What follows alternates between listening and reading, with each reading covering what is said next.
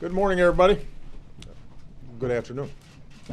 Today I want to update the American people on our efforts to implement and improve the Affordable Care Act, and I'll take a couple of your questions. But before I do, I just want to say a few words about the tragedy that's unfolded in the Philippines.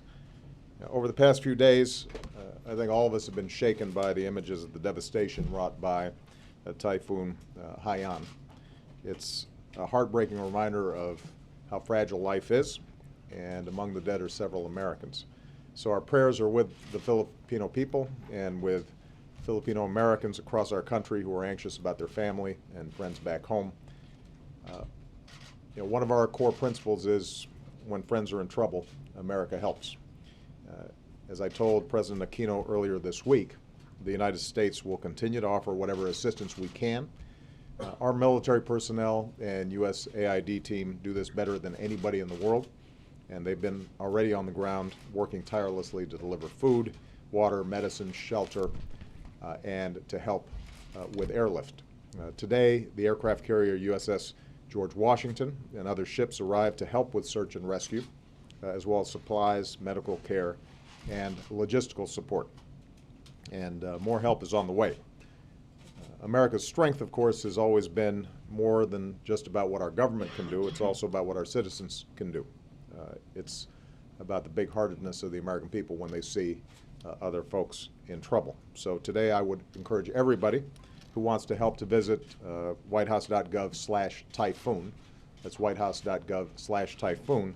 And that'll offer you links to organizations that are working on the ground in ways that you can support their efforts. Our friends in the Philippines will face a long, hard road ahead, but they'll continue to have a friend and partner in the United States of America. Now, switching gears, it has now been 6 weeks since the Affordable Care Act's new marketplaces opened for business. I think it's fair to say that the rollout has been rough so far, and I think everybody understands that I'm not happy about the fact that the rollout has been wrought with a whole range of problems that I've been deeply concerned about. But today I want to talk about what we know after these first few weeks and what we're doing to implement and improve the law. Yesterday, the White House announced that in the first month, more than 100,000 Americans successfully enrolled in new insurance plans. Is that as high a number as we'd like? Absolutely not. But it does mean that people want affordable health care. The problems of the website have prevented too many Americans from completing the enrollment process, and that's on us, not on them. But there's no question that there's real demand for quality, affordable health insurance. In the first month, nearly 1 million people successfully completed an application for themselves or their families. Those applications represent more than 1.5 million people. Of those 1.5 million people, 106,000 of them have successfully signed up to get covered. Another 396,000 have the ability to gain access to Medicaid under the Affordable Care Act. That's been less reported on, but it shouldn't be. Americans who are having a difficult time, who are poor, many of them working, may have a disability. They're Americans like everybody else, and the fact that they are now able to get insurance is going to be critically important. Later today, I'll be in Ohio, where Governor Kasich, a Republican, has expanded Medicaid under the Affordable Care Act, and as many as 275,000 Ohioans will ultimately be better off because of it. And if every governor followed suit, another 5.4 million Americans could gain access to health care next year. So, bottom line is, in just 1 month, despite all the problems that we've seen with the website, more than 500,000 Americans could know the security of health care by January 1st, many of them for the first time in their lives. And that's life-changing, and it's significant. That still leaves about 1 million Americans who successfully made it through the website, now qualified to buy insurance, but haven't picked a plan yet.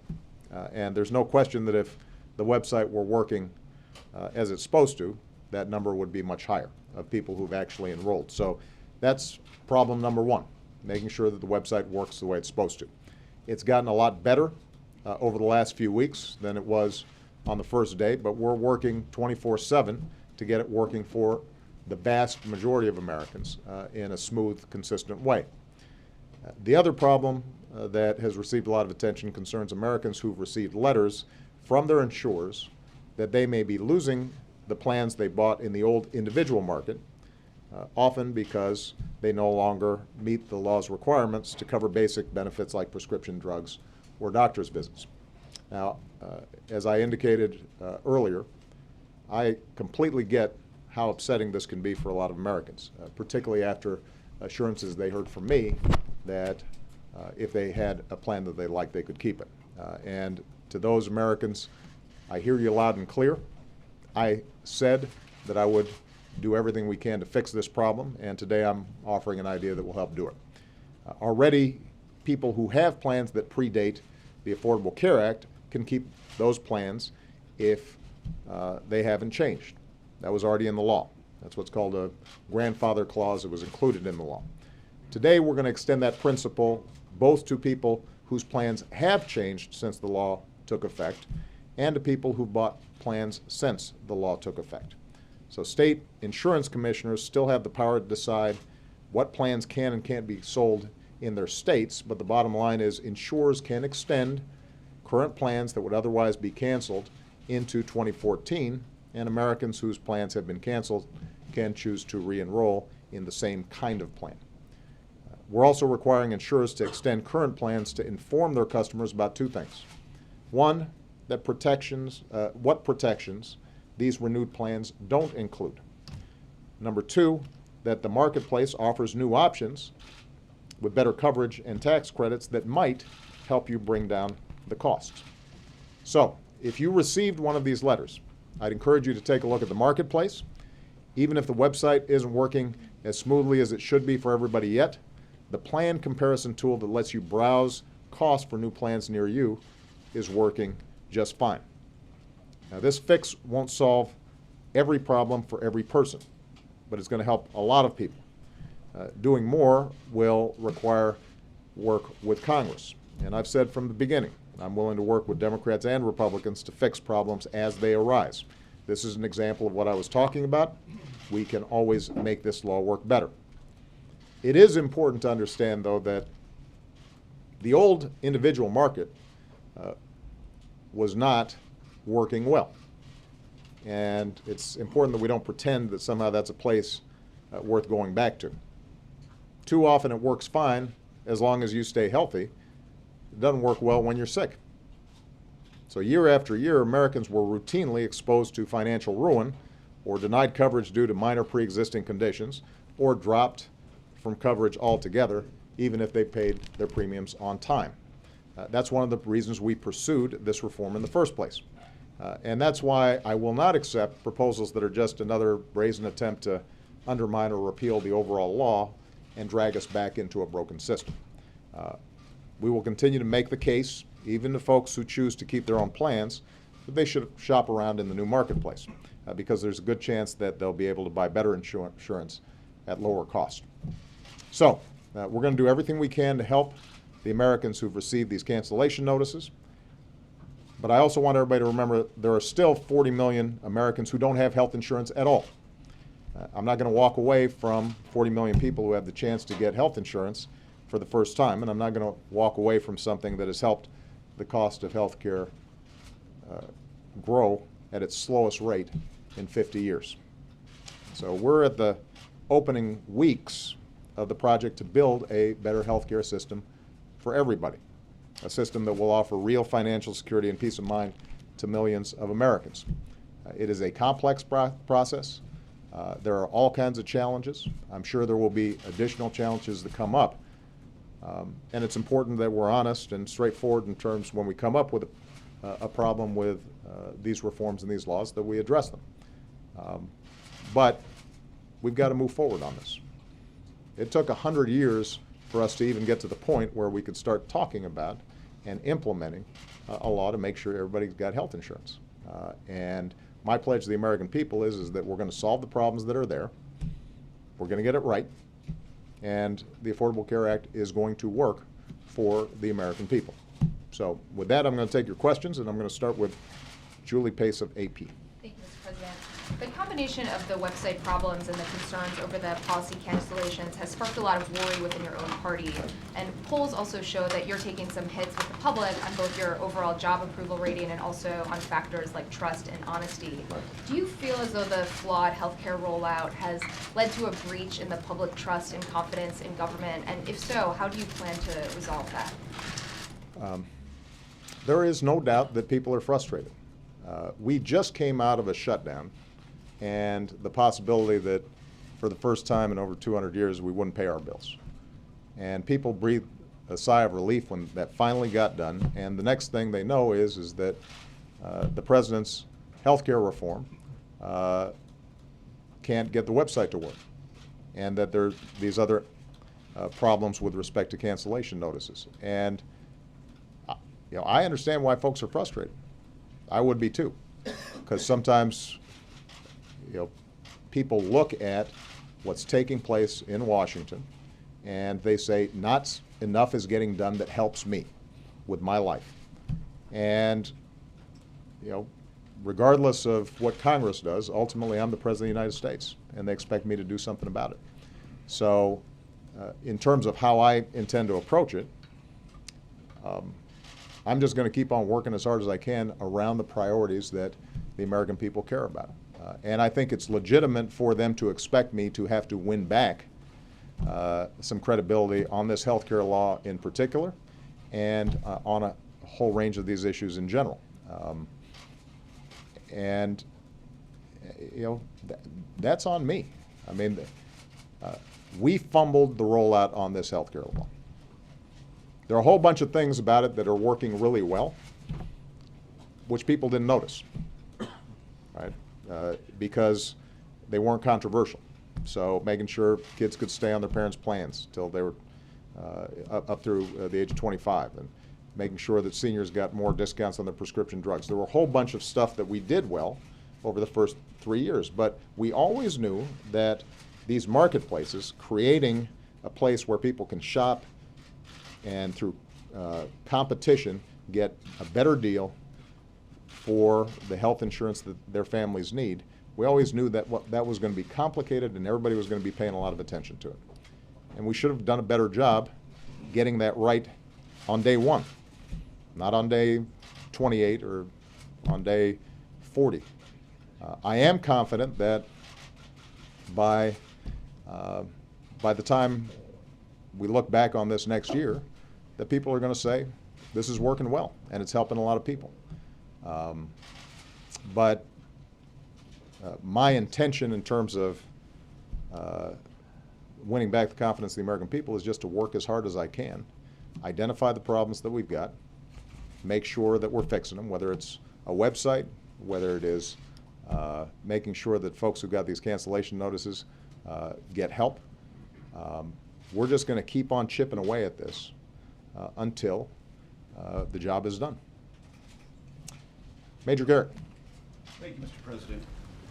You said while the law was being debated, if you like your plan, you can keep it. You said after the law was implemented or signed, if you like your plan, you can keep it. Americans believed you, sir, when you said that to them over and over. Right. Do you not believe, sir, the American people deserve a deeper, more transparent accountability from you as to why you said that over and over when your own statistics published in the Federal Register alerted your policy staff, and I presume you, the fact that millions of Americans would in fact probably fall into the very gap you're trying to administratively fix now? That's one question. Second question. You were informed, or several people in this building were informed 2 weeks before the launch of the website that it was failing the most basic tests internally. And yet a decision was made to launch the website on October 1st. Did you, sir, make that test? And if so, did you regret that? Okay, on the website, I was not informed directly that the website would not be working as the way it was supposed to. Had I been informed, I wouldn't be going out saying, boy, this is going to be great. I'm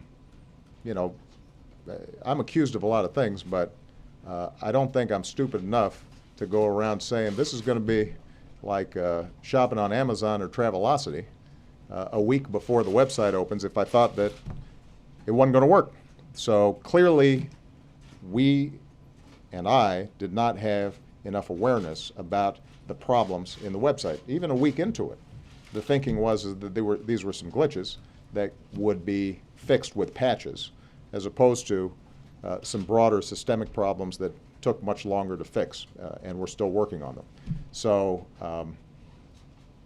that doesn't excuse the fact that they just don't work.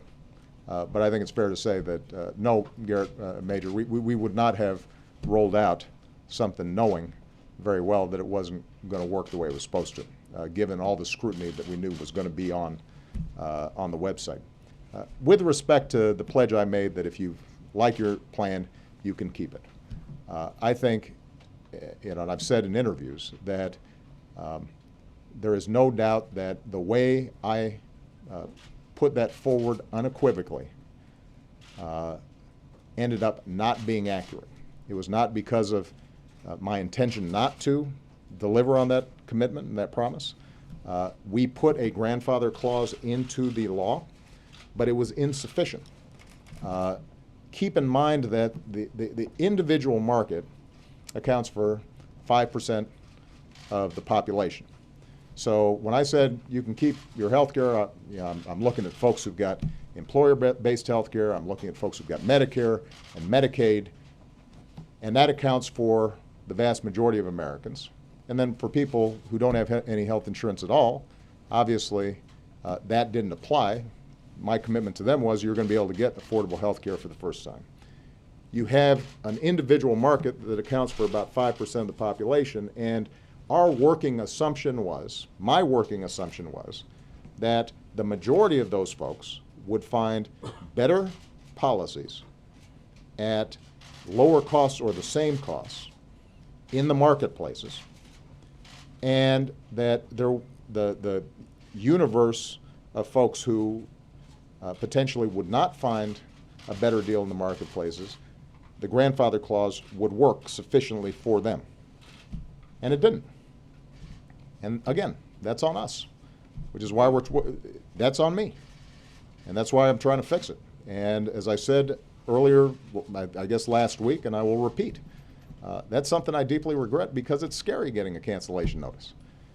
Now, it is important to understand that out of that population, typically, there is constant churn in that market.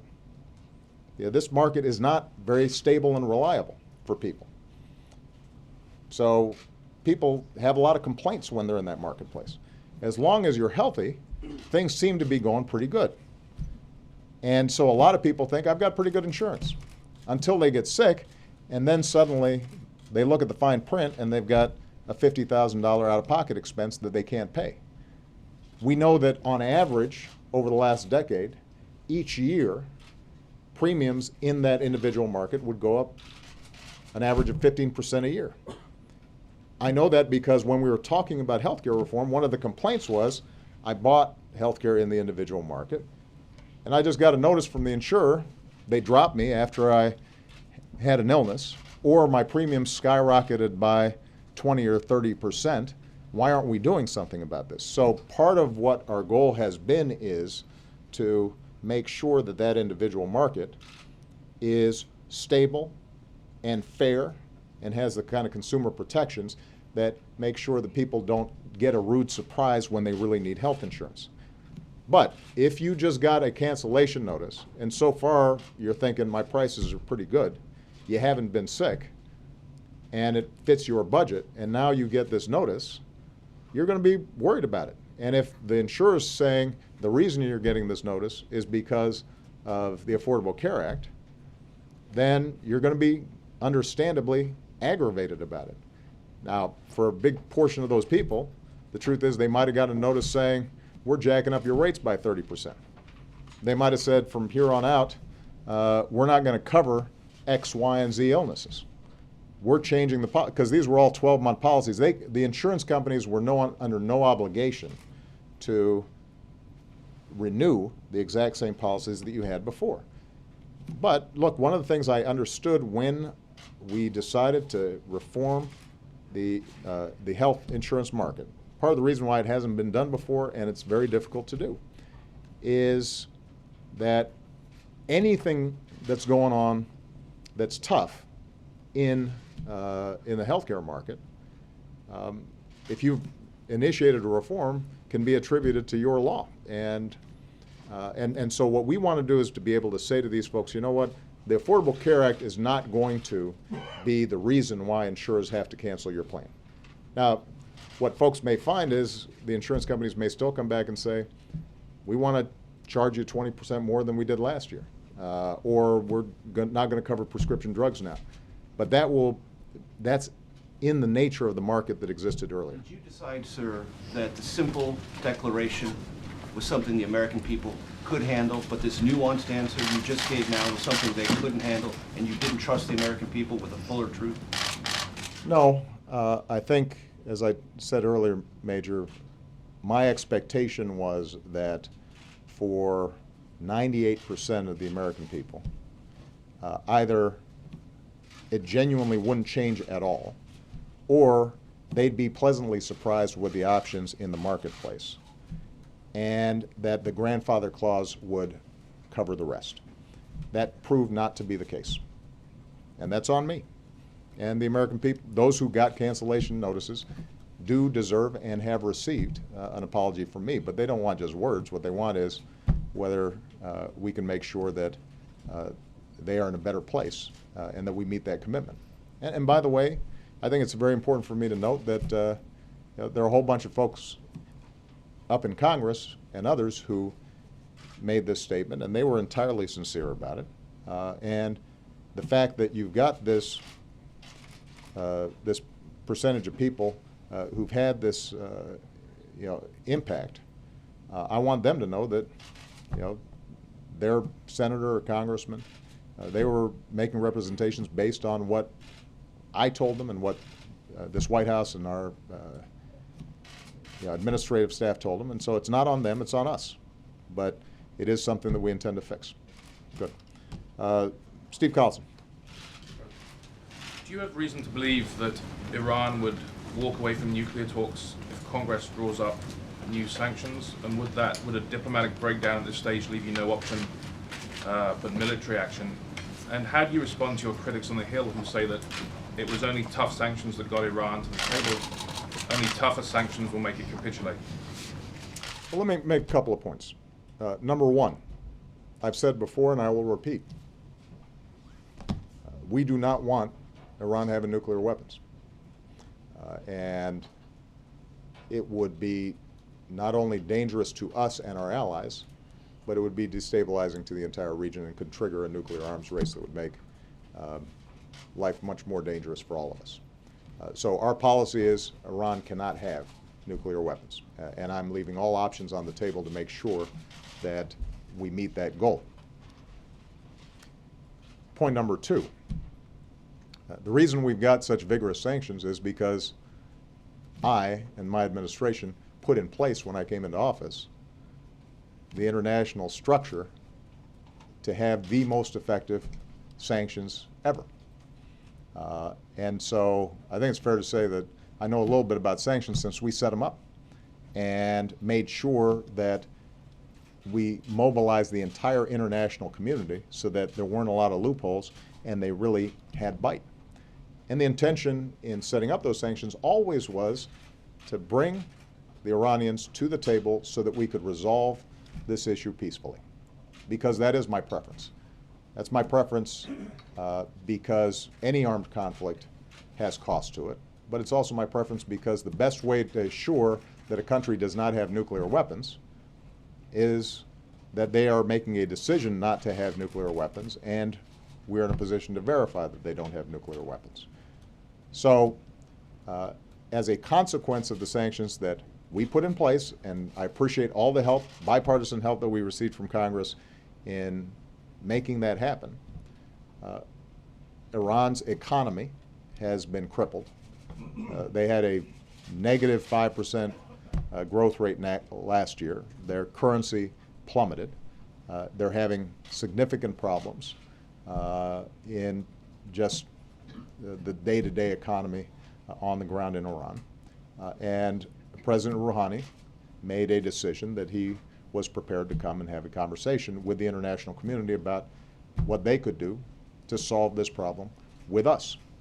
We've now had a series of conversations, And it has never been realistic that we would resolve the entire problem all at once.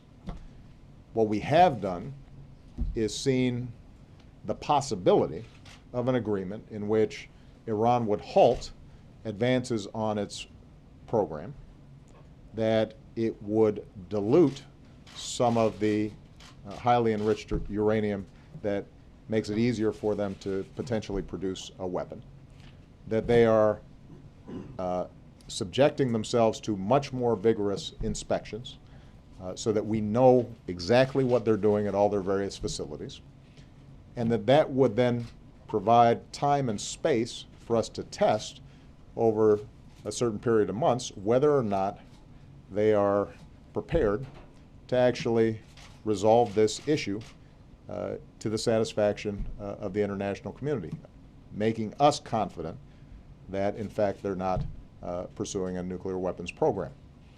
In return, the basic structure of what's been talked about, although not completed, is that we would provide very modest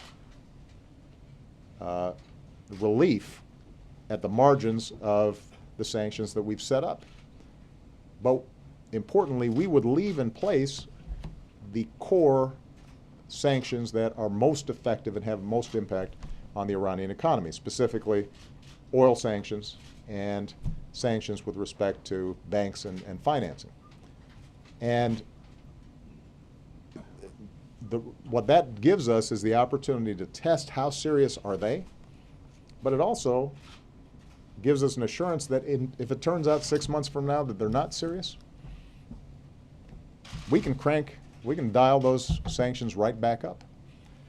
So my message to Congress has been that let's see if this short-term phase 1 deal can be completed to our satisfaction, where we're absolutely certain that while we're talking with the Iranians, they're not busy advancing their program. We can buy some additional months in terms of their breakout capacity. Let's test how willing they are to actually resolve this diplomatically and peacefully. We will have lost nothing if at the end of the day it turns out that they are not prepared to provide the international community the hard proof and assurances necessary for us to know that they're not pursuing a nuclear weapon. And if that turns out to be the case, then not only is our entire sanctions infrastructure still in place, not only are they still losing money from the fact that they can't sell their oil and get revenue from their oil as easily, even throughout these talks, but other options remain. But what I've said to the members of Congress is that if in fact we're serious about trying to resolve this diplomatically, because no matter how good our military is, military options are always messy, are always difficult, always have unintended consequences, and in this situation are never complete in terms of making us certain that they don't then go out and pursue even more vigorously nuclear weapons in the future. If we're serious about pursuing diplomacy, then there's no need for us to add new sanctions on top of the sanctions that are already very effective and that brought them to the table in the first place. Now, if it turns out they can't deliver, they can't come to the table in a serious way and get this issue resolved, the sanctions can be ramped back up, and we've got that option.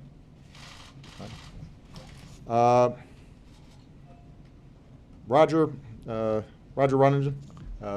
Roger's, it's his birthday, by the way, so that's not the reason you got a question, but I thought it was important to note that. Thank you, Happy Mr. birthday. President. Back to health care. Can you guarantee for the American people that the healthcare website is going to be fully operational for all people, not just the vast majority, by November 30? And second, more broadly, this is your signature domestic piece of legislation. You hear criticism on the Hill that you and your White House team are too insular. Is that how this mess came to be? Well, I think there's going to be a lot of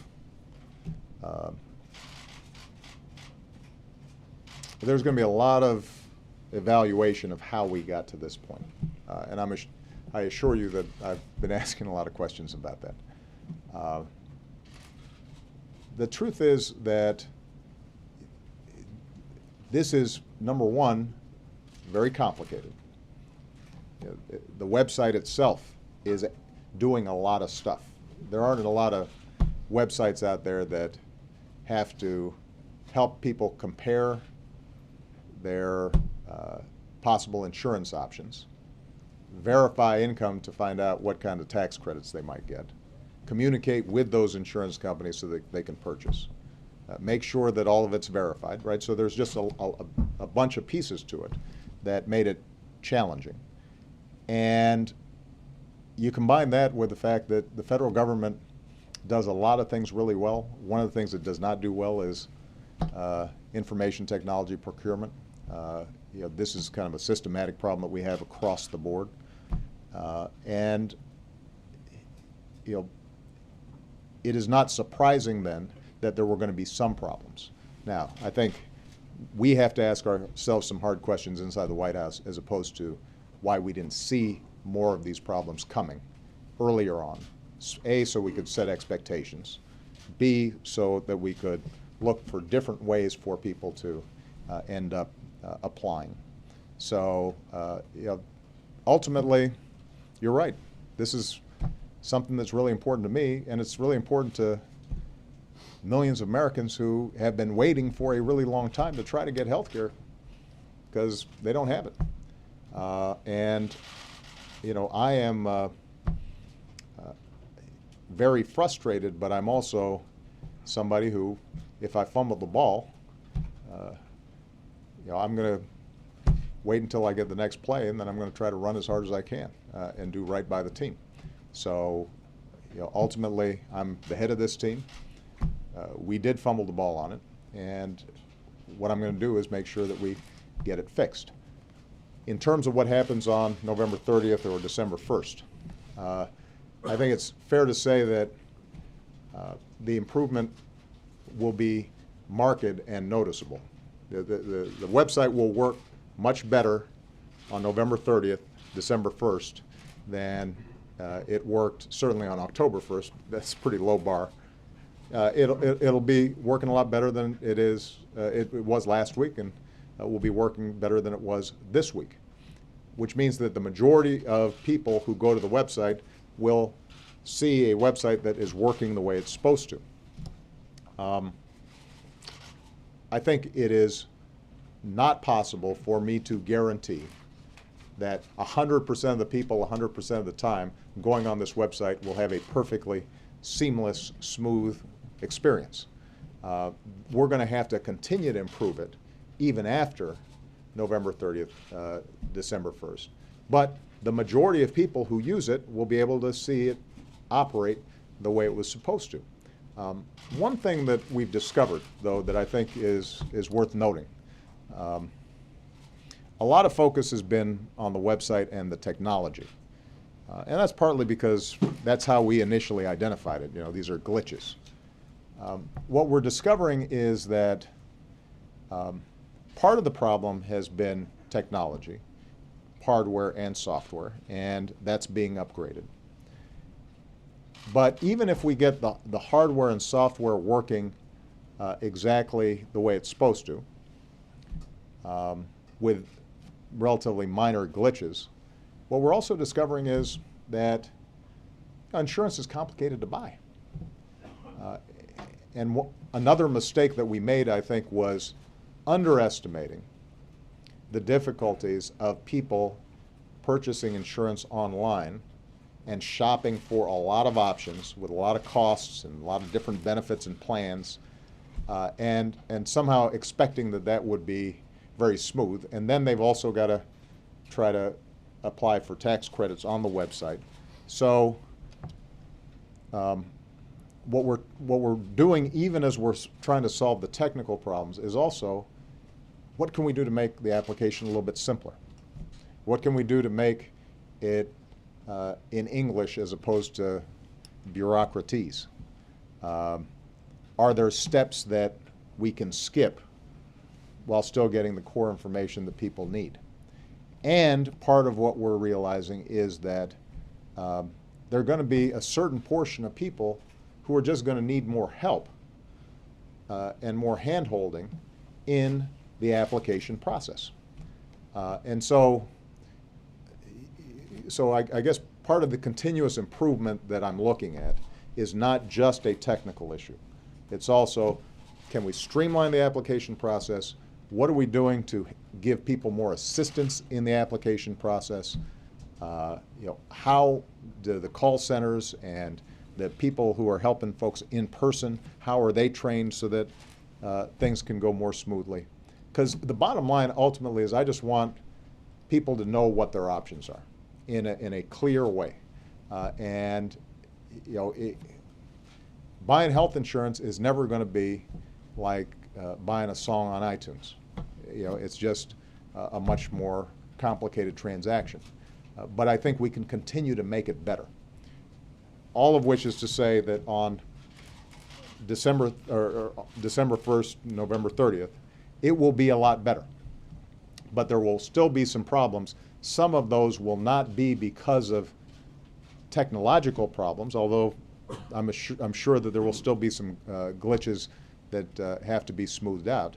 Some of it's going to be how are we making this application process more user-friendly for folks. And one good example of this, by the way, just to use an analogy, when we came into office, we heard a lot of complaints about the financial aid forms that families have to fill out to get federal financial aid. And I actually remember applying for some of that stuff and remember how difficult and confusing it was. And Arnie Duncan over at Education worked with a team to see what we could do to simplify it, and it made a big difference.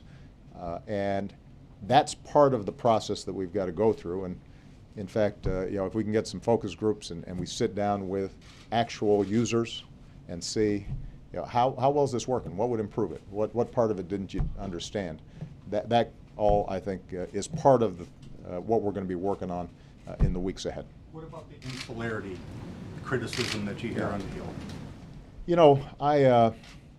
I've got to say, I meet with an awful lot of folks, and I talk to an awful lot of folks every day. And I have lunches with CEOs and IT venture capitalists and labor leaders and pretty much folks from all walks of life on a whole bunch of topics. And if you looked at my schedule on any given day, we're interacting with a whole lot of people. And I think it's fair to say that we have a pretty good track record of working with folks on technology and IT from our campaign, where both in 2008 and 2012,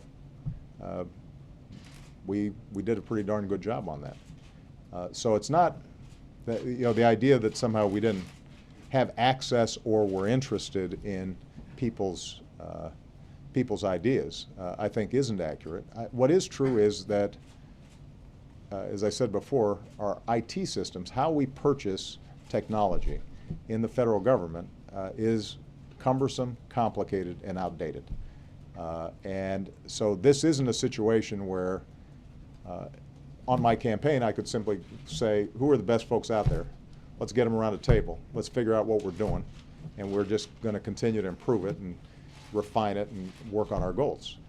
If you're doing it at the federal government level, you're going through 40 pages of specs and this and that and the other, and there are all kinds of laws involved, and it makes it more difficult. It's part of the reason why chronically federal IT programs are over budget, behind schedule.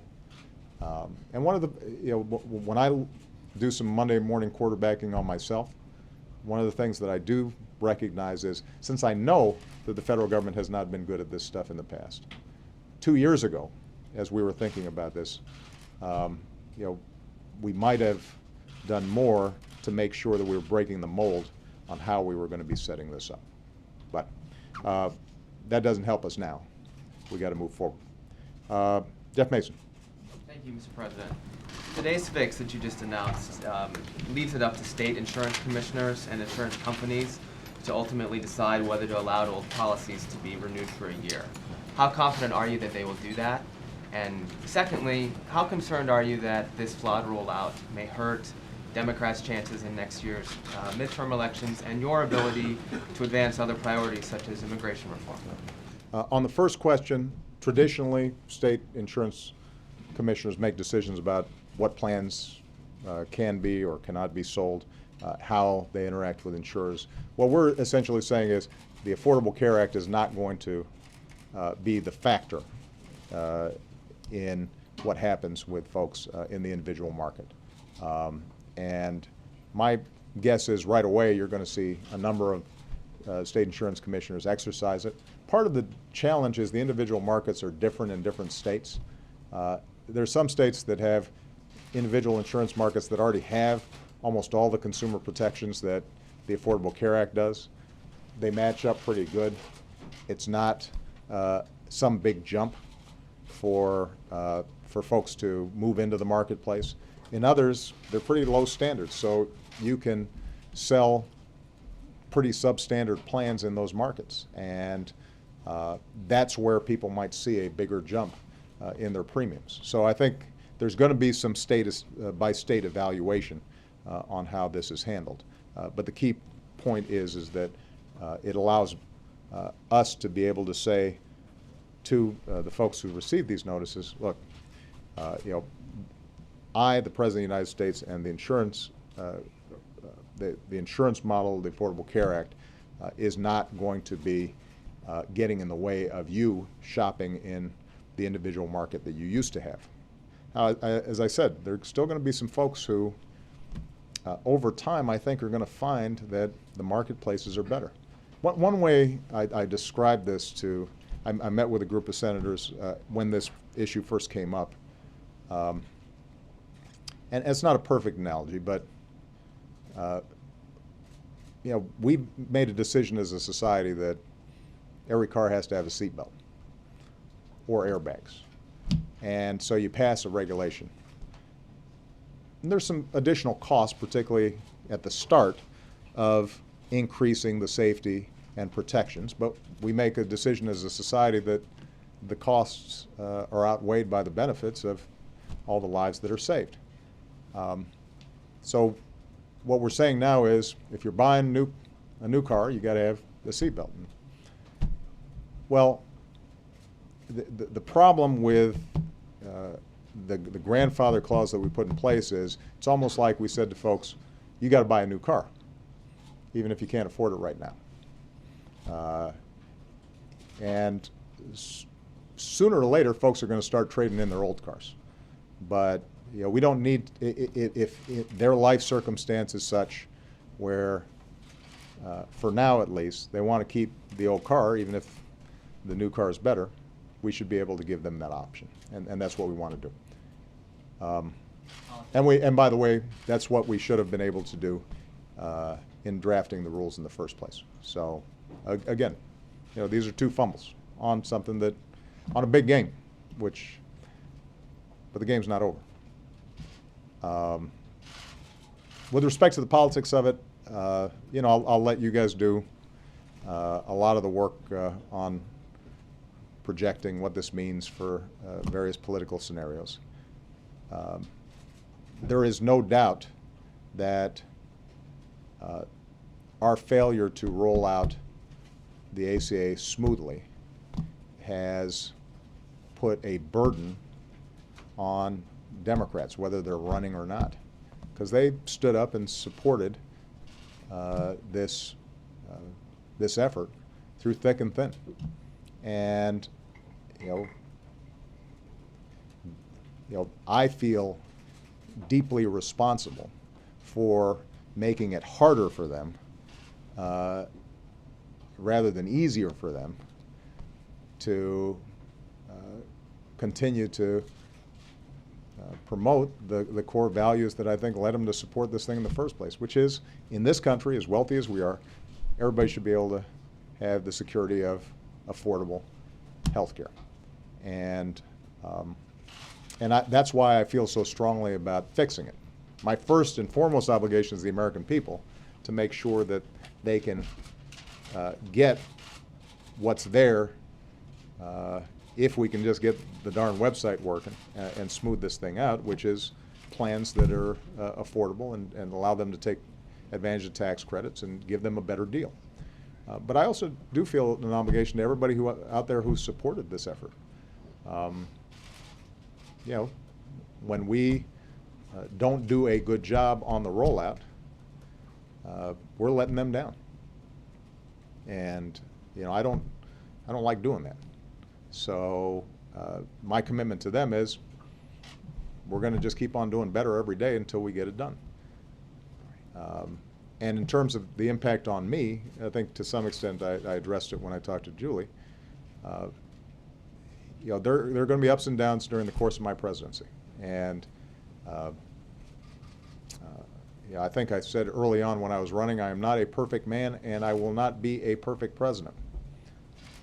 But I'll wake up every single day working as hard as I can on behalf of Americans out there from every walk of life who are working hard, meeting their responsibilities, but sometimes are struggling because the way the system works isn't giving them a fair shot. And that pledge I haven't broken. That commitment, that promise continues to hold. The promise that I wouldn't be perfect, number one, but also the promise that as long as I've got the honor of having this office, I'm just going to work as hard as I can to make things better for folks. And what that means specifically in this healthcare arena is we can't go back to the status quo. I mean, right now, everybody is properly focused on us not doing a good job on the rollout. And that's legitimate, and I get it. There have been times where I thought we were kind of, you know, slapped around a little bit unjustly. This one's deserved, right? It's on us.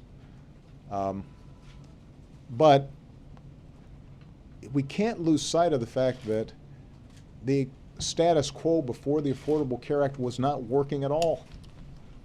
If the healthcare system had been working fine, and everybody had high quality health insurance at affordable prices, I wouldn't have made it a priority. We wouldn't have been fighting this hard to get it done.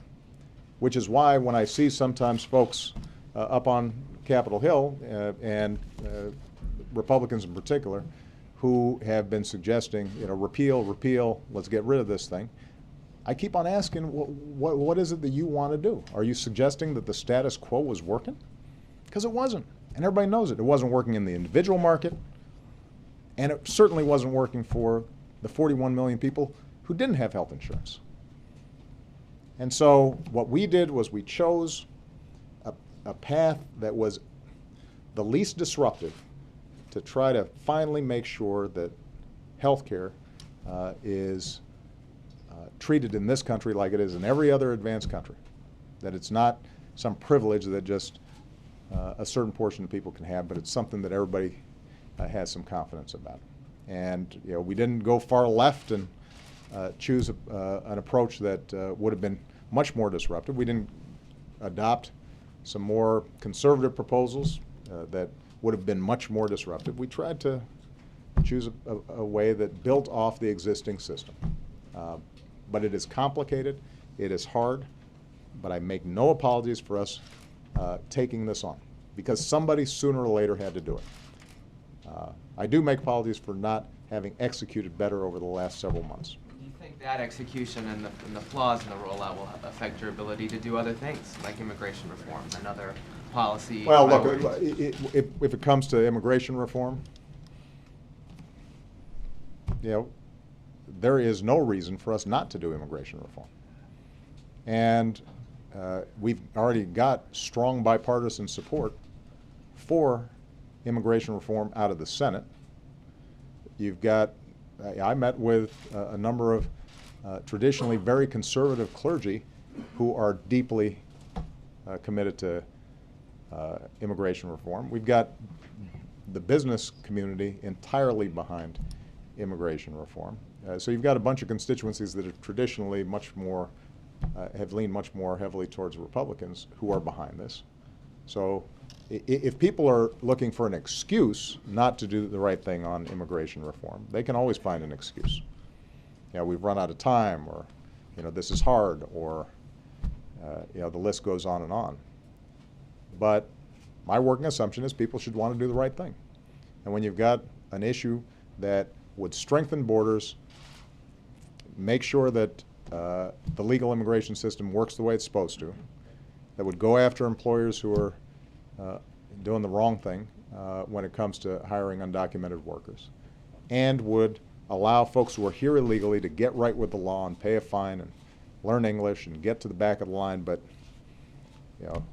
ultimately join fully our American community. When you've got a law that makes sense, you shouldn't be looking for an excuse not to do it.